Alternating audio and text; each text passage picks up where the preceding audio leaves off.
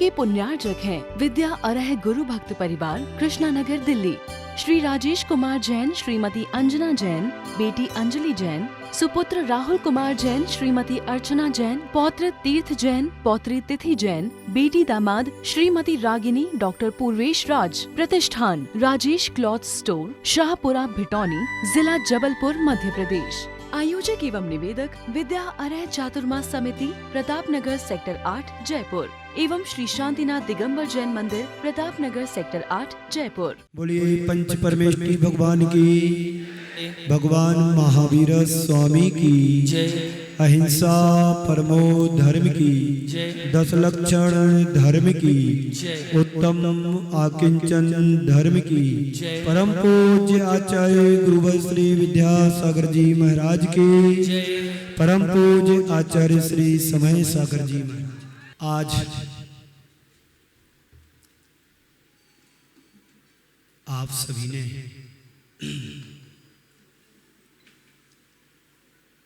शांति धारा का आनंद लिया और वह भी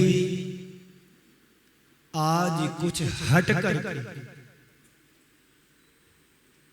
वैसे देखा जाए हर दिन शांति धारा होती ही है, लेकिन आज शांति धारा का रूप ही वृद्ध रूप था। जिस शांति धारा को करने के लिए लाखों रुपए की निछावर राशि दी जाती हो, और उस शांति धारा को तुम लोगों ने, आप लोगों ने, सबने मिलकर के 12 परिवारों ने, 13 परिवारों ने न्यूनतम राशि देकर के वो लाखों करोड़ों से पुण्य प्राप्त नहीं कर सकते, वो तुमने प्राप्त आज कर लिया। बड़ी प्रसन्नता की बात है, आप सबने उस भावों को स्वीकार किया। पैसे रोज कमाते हैं, रोज लगाते नहीं। कमाना तो जिंदगी भर है, पर लगाने के क्षण बड़े दुर्लभ होते हैं, जब हमारी चंचला लक्ष्मी का कहीं सदुपयोग हो जाए। आज का दिन खाली पने का दिन है। संत कहते हैं जब तुमने सब कुछ त्याग कर दिया, अब बचा ही क्या? नहीं, बहुत कुछ बचा है। मॉडर्न स्कूल,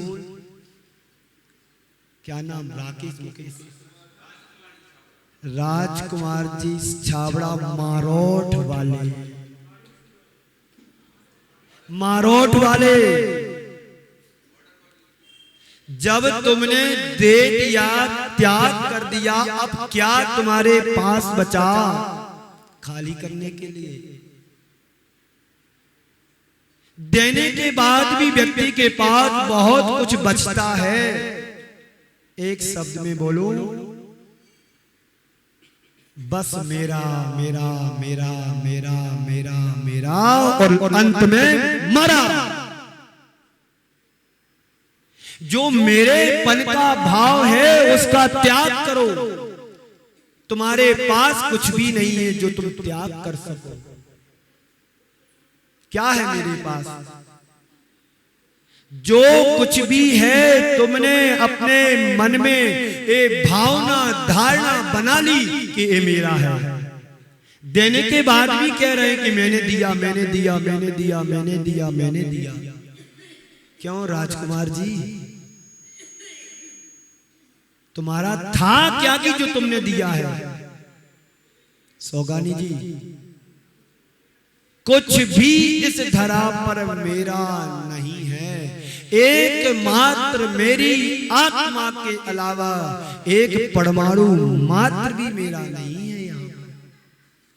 फिर भी व्यक्ति अज्ञानता के कारण मिथ्यात्व भाव से प्रेरित होकर के थोड़ा कुछ देता है और जिंदगी भर गाना गाता है, मैंने हॉल बनवाया, मैंने मंदिर बनवाया, मैंने प्रतिमा रखाई, मैं सौधर्मेंद्र बना, मैं चक्रवर्ती बना, मैं कुबेर बना। अरे भैया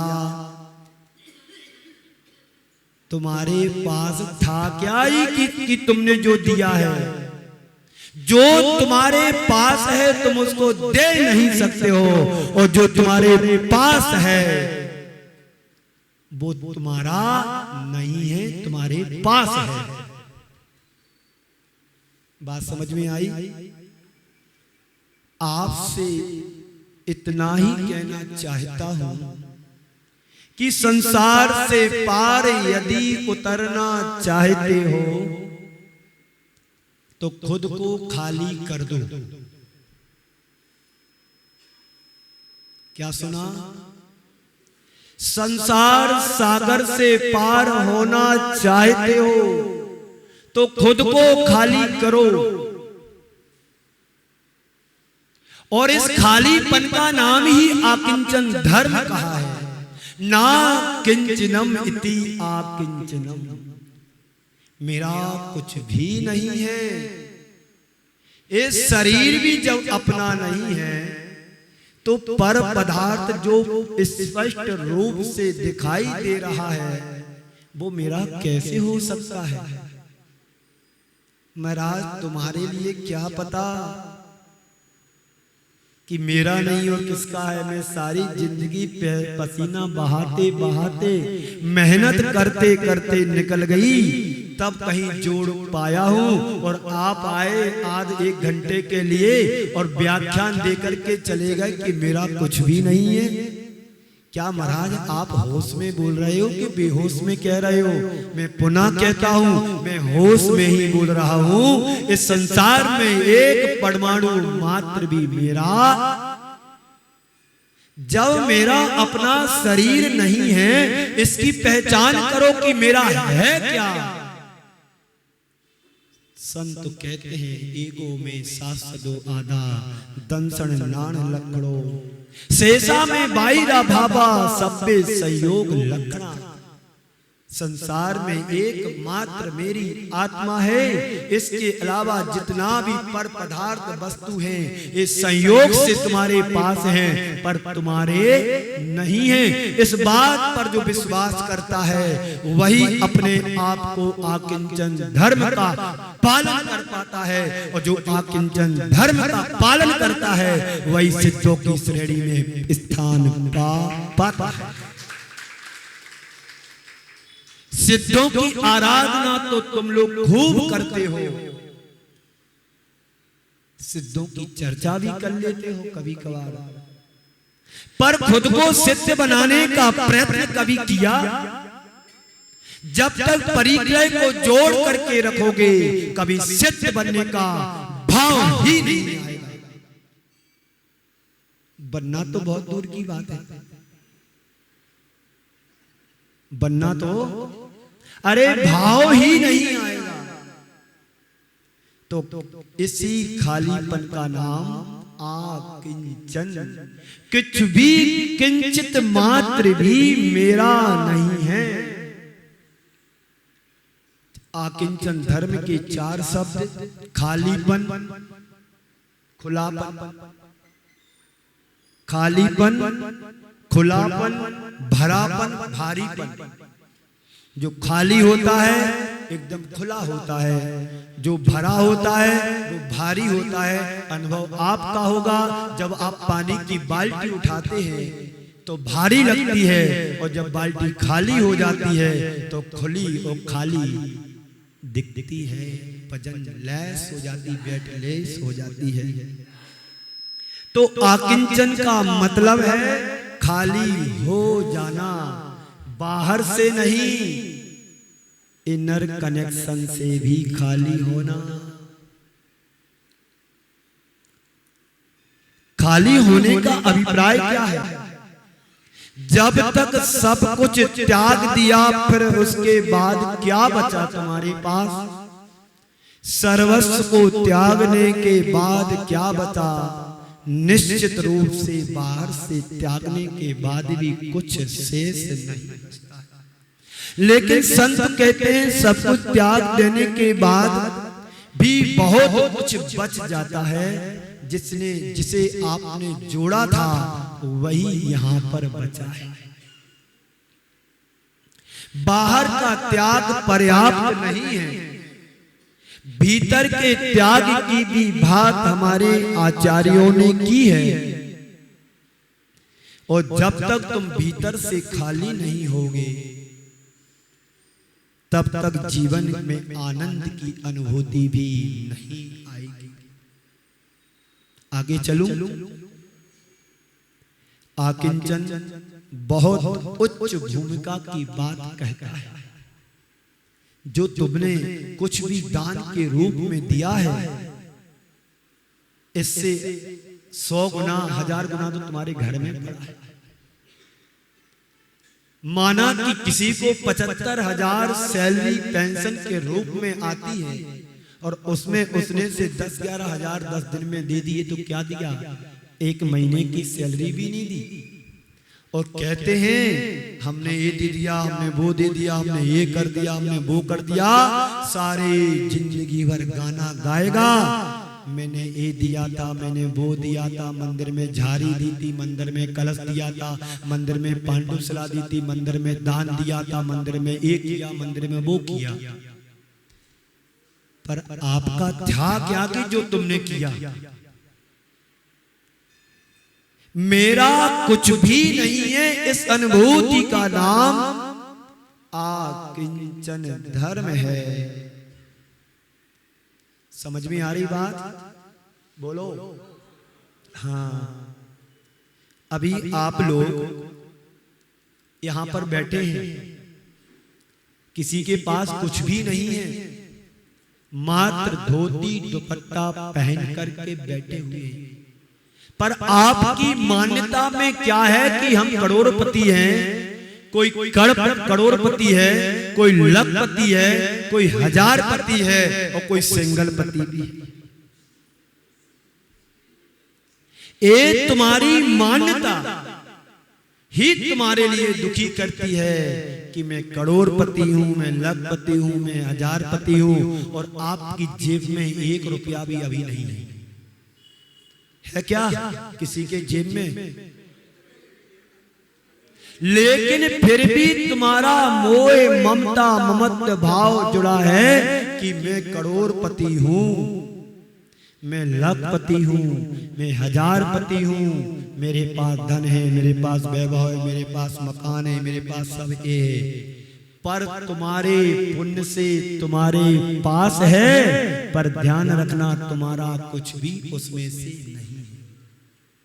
जिस दिन इस बात की अनुभूति तुम्हें हो जाएगी कि सब कुछ होने के बाद भी मेरा परमाणु, 1 परमाणु मात्र भी नहीं है, उस दिन समझ लेना कि मैं आकिंचन धर्म का पालन करने लगा। सच्चे धर्मात्मा की यही पहचान है। सब कुछ होने के बाद भी उदासीन जीवन जीता है। 2 प्रकार के प्राणी होते हैं। ओम खिंचाओ। 2 प्रकार के जीव हैं, प्राणी हैं प्राणी जगत में। एक ज्ञानी और एक अज्ञानी।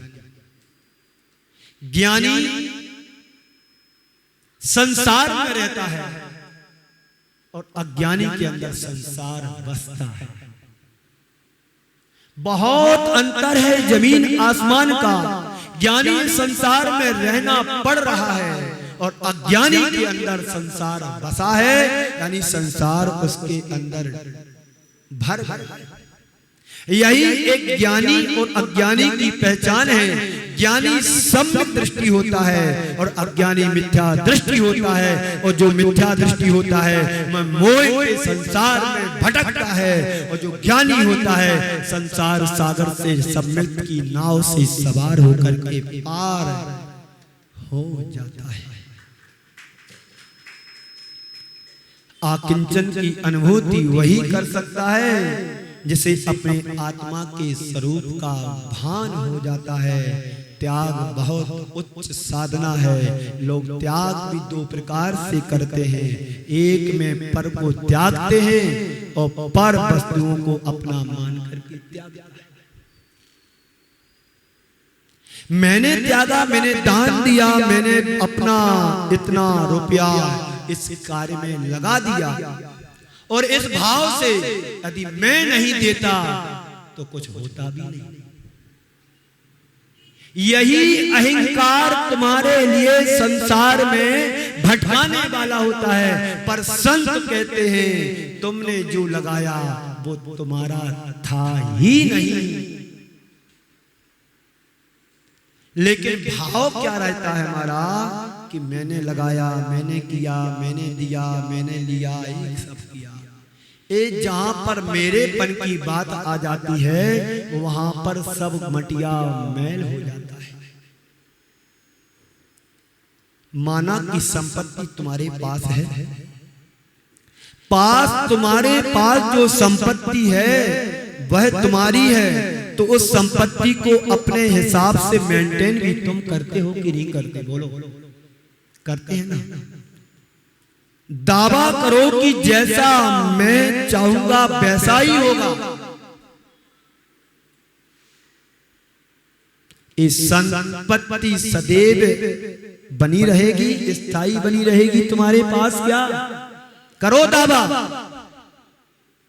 कि मेरी संपत्ति मेरे पास हमेशा बनी रहेगी, ऐसी संभावना है क्या? मेरी संपत्ति मेरी बनी रहे, ऐसी आप मान्यता रख रहे हो। सच्चे अर्थों में तो तुम कह रहे हो कि ये संपत्ति मेरी है पर तुम्हारी नहीं है। महाराज तो फिर किसकी है? महाराज फिर किसकी है? ये संपत्ति कर्म की है, और कर्म के पुण्य कर्म के उदय से प्राप्त हुई है। और पाप का कर्म का प्रकोप कब आ जाए वो पल में नष्ट हो सकती है। जब ये शरीर ही तुम्हारा नहीं है तो संपत्ति की बात ही क्या? ये तुम्हारी नहीं है, कर्म की है। कर्म की मर्जी से, कर्म की मर्जी रहने तक तुम्हारे पास है, और जिस दिन कर्म चाहेगा एक झटके में छीन लेगा। राजा को रंग बनते देर नहीं लगती है, और रंग को राजा बनते देर नहीं लगती है। बंधुओं, ये तुम्हारे पास सामर्थ्य से है कि कर्म की मर्जी के बिना एक क्षण भी क्या उस संपत्ति को आप अपने पास नहीं रख सकते। आंख खुली सपना गया, आंख मिची अपना गया। आंख खुली सपना गया, आंख मिची अपना गया। तू 2 दिन का मेहमान है, सांस रुकी दफना गया। जिस दिन कर्म की चल जाएगी उस दिन सारी संपत्ति यहीं छूट जाएगी। 200, 250, 1000 करोड़ के मालिक भी कोरोना में पलायन हो गए। कहां गई वो संपत्ति? तुम्हारी थी तो फिर साथ जाना चाहिए थी। तुम्हारी है तो तुम्हारे साथ जाए, वो तुम्हारी थी तो तुम्हारे साथ आना भी चाहिए थी। इसलिए कर्म के सिद्धांत को समझो। बंधुओं, हमारे पास है, हमारे पुण्य से है, पर हमारी नहीं है। जैसे कोई व्यक्ति पर द्रव्य को पर जान करके छोड़ देता है, बस वही उसका वास्तविक प्रत्याख्यान होता है। पर को पर जानकर छोड़ा, मेरा कुछ है ही नहीं इस संसार में। ग्रहण करने की बात तो बहुत उथली बात है। ग्रहण करना और छोड़ना बहुत ऊपर की बातें हैं। गहरी बात तो है कि मेरा कुछ है ही नहीं, सब छोड़ दो।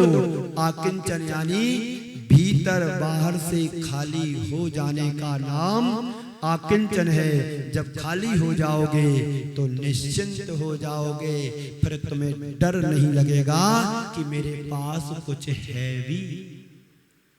आचार्य पूज्य पाद स्वामी ने इष्टोपदेश में बहुत अच्छी एक श्लोक के माध्यम से कहा है, आदमी कैसे बंद को प्राप्त होता है और कैसे अपना मानता है, उसके भाव कैसे अपनेपन को बतलाने के लिए एक गाथा के माध्यम से, श्लोक के माध्यम से कहा है, बद्धते मुचते जीवा, बद्धते मुचते जीवा समो निर्मात तस्मात् सर्व प्रयत्ने निर्ममत्वम विचिंतयेत्।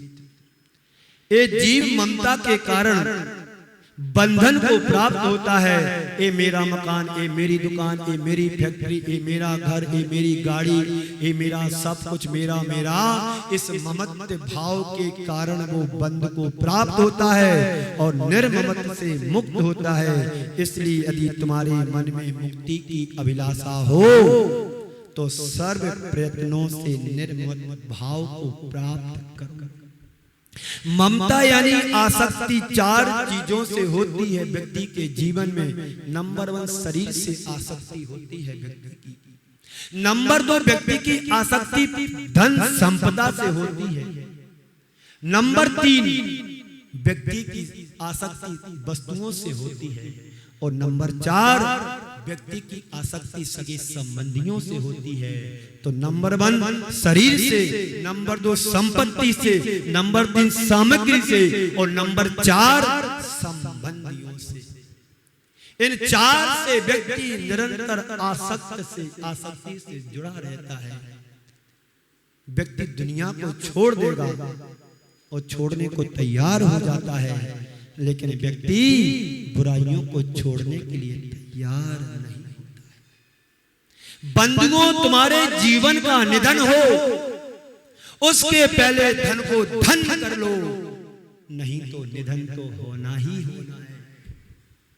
कल तुमने दान दिया, त्याग किया, आज आकिंचन धर्म की बात सुन रहे हो और सुनना ही नहीं है। इन सब बातों को अपने जीवन में धीरे धीरे प्रैक्टिकल में लाना है। आप अपने मोह भाव को कम करो, मिथ्यात्व को कम करो, आसक्ति को घटाओ और विरक्ति से जुड़ोगे, निश्चित तुम्हारे जीवन का कल्याण किसी ना किसी भाव में अवश्य होगा। आज हमारी आसक्ति धन संपदा संपत्ति संबंधियों के प्रति बनी रही तो जीवन में कभी अवसर आने वाला नहीं है। एकमात्र मनुष्य पर्याय ही है जहां तुम कुछ कर सकते हो, वरना किसी भी आयु में गति में तुम्हारे लिए बुद्धि नहीं मिलेगी। नरकों में कहां ज्ञान बुद्धि नहीं है, कुछ भी नहीं है। देवों में विषयों में रत रहते हैं और नरकों में तो कुछ भी नहीं, मार काट रहती है। त्रियंचों के पास भी कुछ भी नहीं है। एक मनुष्य पर्याय जो हम पाकर के अपने आप को खाली कर सकते हैं। धन संपदा मात्र से खाली नहीं होता है, अंदर के विकारी भावों से, अंदर की कसायों को हमें खाली करना है। तो तुम्हारा खालीपन खुलापन बनेगा, नहीं तो भरापन भारीपन होकर के जाओगे। डूबने के अलावा संसार में कुछ नहीं मिलेगा। राजा भोज गहरी निद्रा में सो रहे थे। अचानक उनकी उस रात 4 चोर उनके घर में घुसे। कितने चोर? राजा की आहट पाकर के, क्योंकि राजा अपने तकिए के नीचे माला रख करके सो रहा था। एक चोर को माला दिख गई तो चोर ने माला खींची तो उनकी नींद टूट गई। और नींद जैसे खुलती है तो 3 चोर तो ऐसे भागे, पता ही नहीं पड़ा। बेचारा एक चोर बच गया। वो चोर करे तो क्या, राजा की नींद खुल गई। यदि मैं पकड़ा गया तो मात्र सिर्फ सजा मिलेगी सूली की। राजा राजा होता है, कब किस पर प्रसन्न हो जाए और किस पर रूठ जाए वो राजा नहीं होता है। पर राजा की दुर्दशा ऐसी होती, कब किस पर प्रसन्न हो जाए और कब किस से रूठ जाए। जैसे ही उसने माला खींची मोतियों की, राजा की नींद खुल गई। उसकी नजर पड़ी, हो सकता राजा ने मुझे कहीं देख तो नहीं लिया। चोर भी चोर था, राजा के पलंग के नीचे घुस गया। राजा के पलंग के नीचे चौथा चोर घुस गया। राजा की नींद लगेगी और मैं भाग जाऊंगा। पर राजा की एक बार, किसी की भी नींद एक बार खुल जाती है 3-4 बजे तो दोबारा नींद लगती नहीं है जल्दी से। अब क्या करें? राजा ने, नींद तो खुल गई, क्या करें? कलम और डायरी उठाई और कुछ लिखना शुरू किया।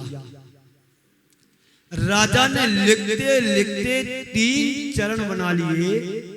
इतनी देर में सुबह होने लगती है। अब बेचारा नीचे चोर सोच रहा है, अब तो दिन हो गया है, अब तो मैं फंस गया, अब मरने के अलावा कुछ दूसरा रास्ता नहीं।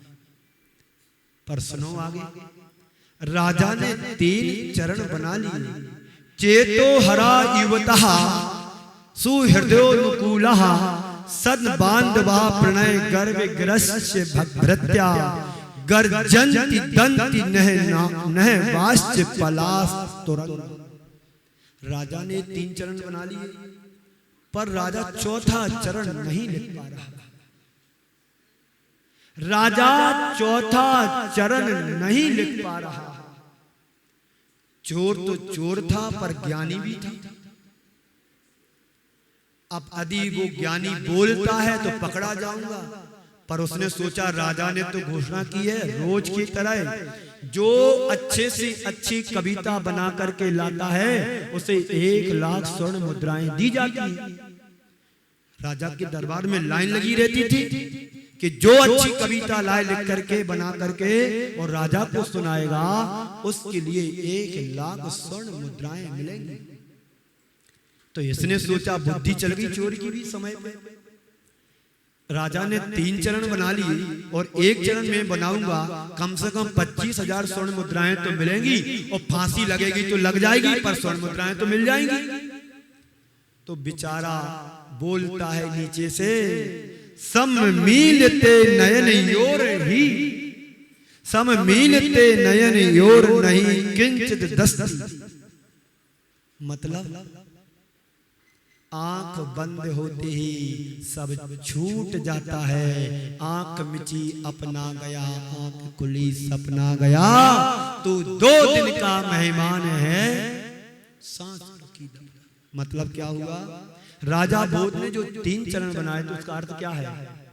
मेरे पास चित्त को हरने वाली अनेक स्त्रियां हैं, मेरे मन के चित्त को हरण करने वाली चेतो हरा युवतः, मेरे चित्त को हरण करने वाली अनेक स्त्रियां हैं।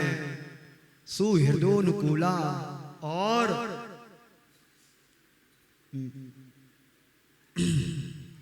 प्रिय और अनुकूल प्रवृत्ति करने वाले मेरे मित्र भी हैं। सहोदरा यानी भाई यानी मित्र, और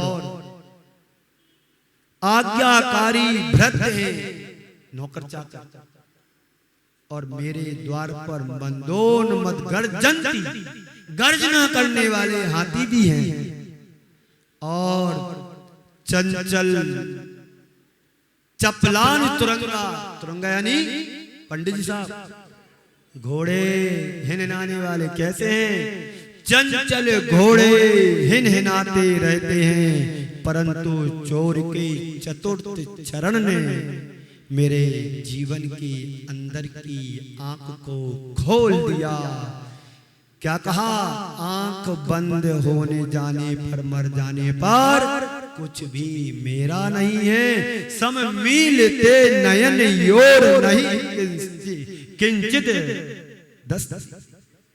बंधु, राजा की आंख तो खुल गई, आप लोगों की आंखें खुली कि नहीं हुई प्रवचन सुनने से?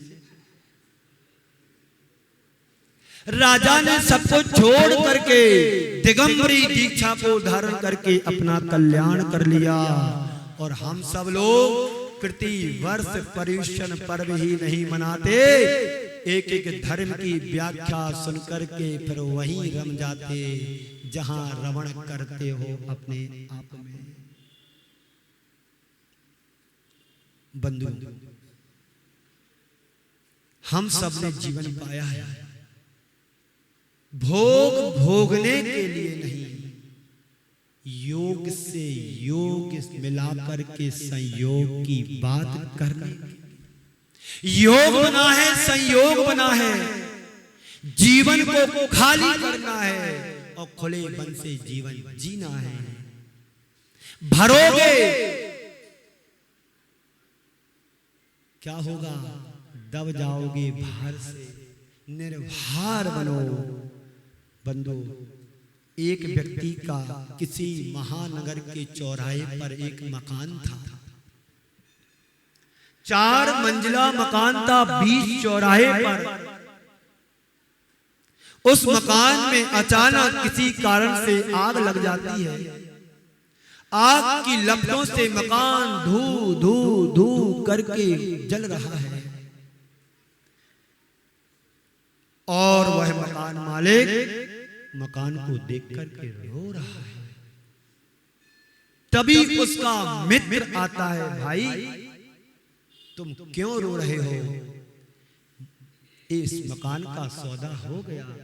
हाँ, अरे भाई मैं सच बोल रहा हूं, मेरे सामने कल इस मकान की डील हुई है और 25,000 रुपए बयाने में भी दे दिए। सच बोल रहे? हाँ सच बोल रहा है। व्यक्ति हंसने लगा। मकान जल रहा है। व्यक्ति हंसने लगा। मकान जल रहा है। जब मकान के जलने की बात पूरे नगर में फैल जाती है, कहीं से उसके बेटे को समाचार मिलता है कि तुम्हारा मकान जल रहा है। बेटे के पास जिसने मकान का सौदा किया था वो उससे फोन पर बात करता है कि भाई साहब तुम्हारा मकान जल रहा है, मुझे मकान नहीं चाहिए, कैंसिल सौदा, मैंने कैंसिल कर दिया सौदा। दौड़ के बेटा पिताजी के पास दौड़ करके आता है। पिताजी पिताजी बड़ा अनर्थ हो गया। बेटा क्या हुआ? सुन रहे हो ना? किसी का पुणे में मकान है तो किसी का बेंगलोर में है, किसी का इंदौर में है तो किसी का जयपुर में है तो किसी का श्याम नगर में है तो कहीं किसी का और कहीं है। सुन लो ध्यान से मकान वालों, ये सब किराए के घर हैं भाई साहब। सुनो मेरी बात ध्यान से। वो बेटा दौड़ करके आता है, पिताजी पिताजी बड़ा अनर्थ हो गया। बेटा क्या हुआ?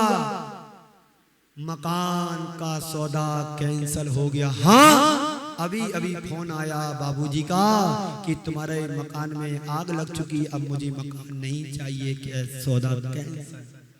पिताजी रोने लगा। पिताजी रोने लगा। मकान फिर भी जल रहा है। मकान फिर भी जल रहा है। बंधुओं, जब मकान से नाता जुड़ा था व्यक्ति रो रहा था। जैसे ही मकान से अपने संबंध दूर हो गए व्यक्ति हंसने लगा। पुनः मकान से नाता जुड़ा व्यक्ति रोने लगा। संसार के हर प्राणी की यही स्थिति है। जब मेरेपन मेरे से जुड़ता है तो व्यक्ति दुखी होता है और जब मेरे से मेरापन दूर हो जाता है व्यक्ति सुखी हो जाता है। बात समझ में आई? आगे चलूं? 10 मिनट बाकी है। कितने मिनट बाकी? 10 मिनट बाकी। मैं ज्यादा नहीं बोलूंगा क्योंकि मुझे उतना ही सुनाना है जितना सुनने वालों की जरूरत है। ज्यादा सुनाऊंगा एनर्जी वेस्टेज करूंगा और आप भी टीवी बंद कर दोगे। हो गए घंटा और कौन सुने? ये तो सब सुनाते रहते। आगे चलूं? मकान हो गया। ओम ओम ओम बैठो। कन्हैया लाल जी मिश्र प्रभाकर ने एक बहुत अच्छी बात लिखी है। साहित्यकार हुआ करते थे। उन्होंने लिखा है, मैं अपने एक धनी मित्र के घर गया। मैं अपने एक धनी मित्र के घर गया और मित्र ने अपना मकान दिखाया। मित्र ने अपना मकान दिखाया। बड़े ठाट बाट सब कुछ दिखाकर उसने पूछा, मेरा मकान पसंद आया? आप लोग भी कहते हैं, कुमार जी आहार करने गए मैं पहली बार, महाराज मकान कैसा है?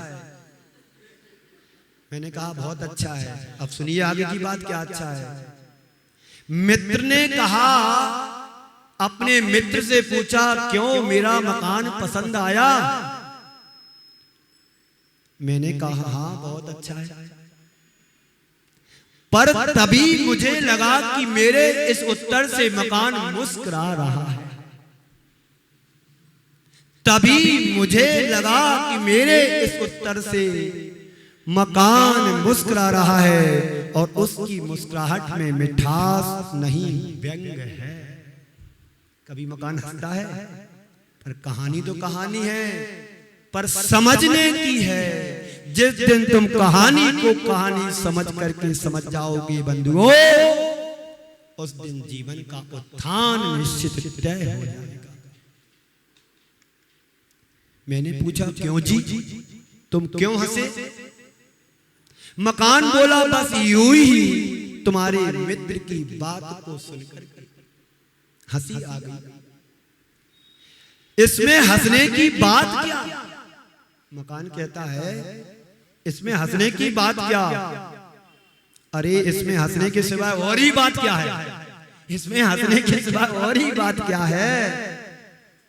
एक कहता है मेरा मकान, यही एक कहता मेरा मकान, मेरा मकान, यही कहता। इसका बाप कहता था ये मेरे मकान, ये मेरा मकान, और इसका बाप का बाप कहता था कि मेरा मकान, मेरा मकान, मेरा मकान। पता नहीं मुझे ये बाप सब कहाँ गए। इन सब की तस्वीर जरूर इस पर टंगी है कीलों पर। एक दिन छोटी सी नन्ही सी चिट्ठी आएगी, उसको चट कर जाएगी और कहता है मेरा मकान, मेरी दुकान, मेरा मकान, मेरी दुकान, इस संसार में कोई किसी का नहीं है। जो है मेरा वही मेरा है।